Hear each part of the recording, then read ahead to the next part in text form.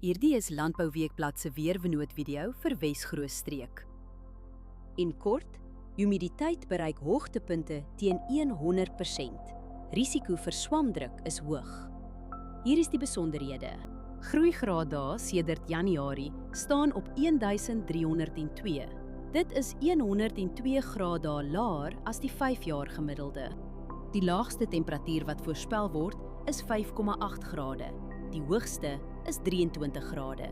Die grootste dag-tot-nagwisseling is sowat 17 grade, wat redelik groot is. Skerp wisselings van die aardstresvrugte en kan fisiologiese probleme soos bars of sonbrand vererger. Sowat 4,4 mm reën word die week verwag. Dit kan besproeiing aanvul, maar nie vervang nie. Die ergste winddag is donderdag met ongeveer 22,8 km/h. Vermy spuit op daardie dag. Nog 2 dae die week raak ook 15 km/h of meer. Hou windsnelheid op die dag self dop voordat jy spuit, asook windrigting, windvlaag, temperatuur, humiditeit en delta T.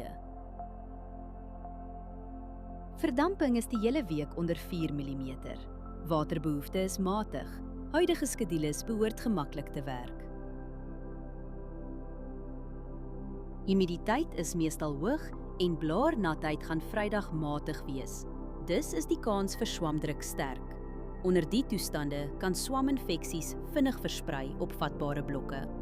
As jy een ding doen, oorweeg dit om voorkomende swamdoder vir die eerste droë, kalm oggend te skeduleer. Hierdie weerinligting is gebaseer op werklike data vanaf meteostasies. Die data word deur TerraClim skoongemaak en geverifieer. KI-interpretasies word deur grondwaarheidsdata onderlê, aangedryf deur Villa Crop Protection. Hierdie verslag is met die hulp van kunsmatige intelligensie gegenereer en is nie professionele advies nie. Gaan na weather.villacrop.co.za en kies die weerverslag vir jou streek.